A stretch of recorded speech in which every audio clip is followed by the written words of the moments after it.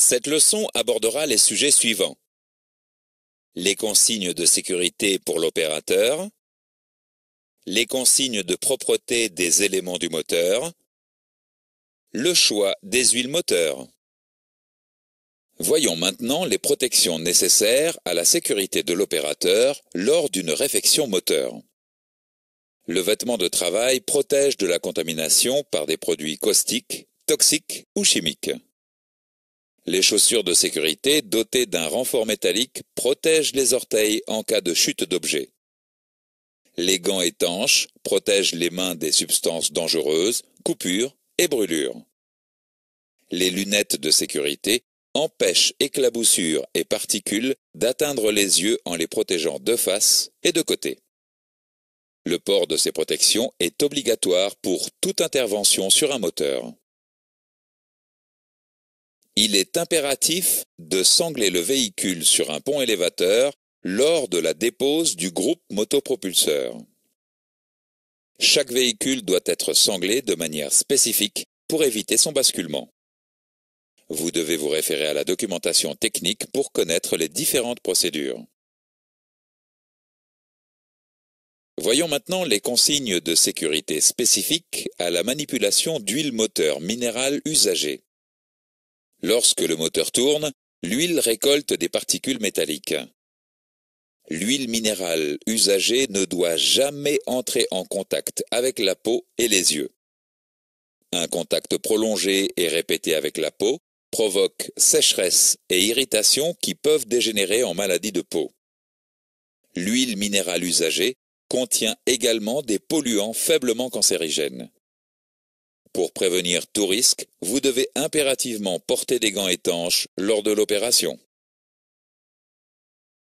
Intéressons-nous maintenant aux consignes de sécurité spécifiques à la manipulation de joints en élastomère fluoré. Les joints en élastomère fluoré sont utilisés notamment sur le couvre-culasse et les carters. Lorsqu'un joint élastomère est soumis à des températures supérieures à 400 degrés, il se décompose en oxyde hautement corrosif. Ces produits corrosifs peuvent attaquer les tissus internes du corps humain et des traitements lourds peuvent s'ensuivre. En cas de contact avec une de ces substances corrosives, vous devez impérativement gagner le poste de secours le plus rapidement possible. Dans ce chapitre, nous avons vu les points suivants. Les protections nécessaires pour intervenir sur un moteur sont un vêtement de travail, des chaussures de sécurité, des lunettes de protection et des gants étanches. Il est impératif de sangler le véhicule sur un pont élévateur lors de la dépose du groupe motopropulseur. L'huile minérale usagée contient des polluants faiblement cancérigènes et ne doit jamais entrer en contact avec la peau et les yeux. Un joint en élastomère fluoré soumis à des températures supérieures à 400 degrés se décompose en oxyde hautement corrosif.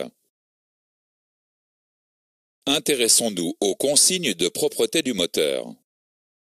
Il faut éviter que des particules pénètrent dans les différents conduits d'air, d'eau, d'huile et d'essence ou gazoil du moteur.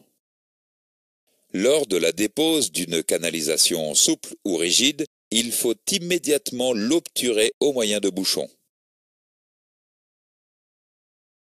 Intéressons-nous aux consignes spécifiques aux moteurs diesel à injection haute pression. Des poussières de quelques microns seulement peuvent entraîner des dysfonctionnements des éléments et des fuites. Lors de la dépose d'une partie du circuit d'injection haute pression, il faut impérativement respecter les consignes suivantes.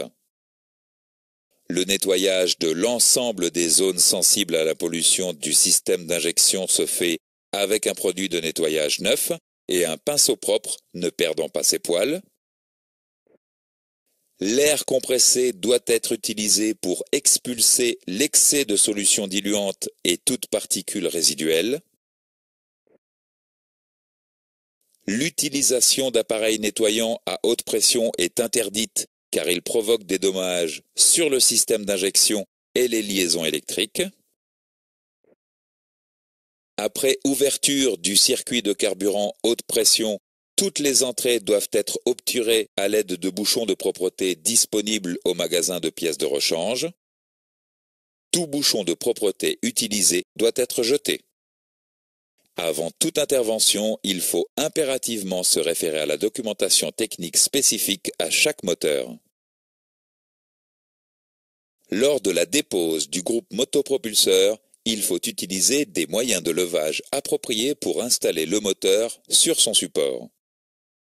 Deux moyens de levage sont généralement utilisés. Les grues pour sortir le moteur par le dessus, les supports spécifiques qui permettent la dépose du moteur par en dessous. Une fois le moteur sorti du véhicule, il faut alors l'installer sur son support. Chaque support possède des emplacements spécifiques pour la fixation du moteur. Dans tous les cas, vous devez vous référer à la documentation technique.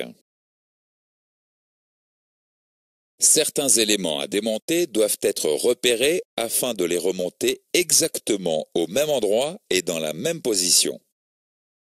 Vous devez respecter certaines précautions en marquant les éléments pour ne pas les endommager.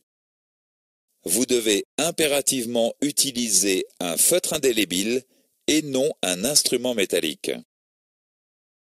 Vous devez marquer les culbuteurs ou les poussoirs, les soupapes d'échappement et d'admission, les coussinets, les ressorts de soupape,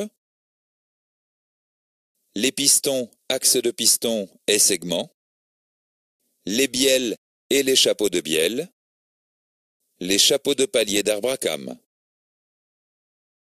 Dans ce chapitre, nous avons vu les points suivants.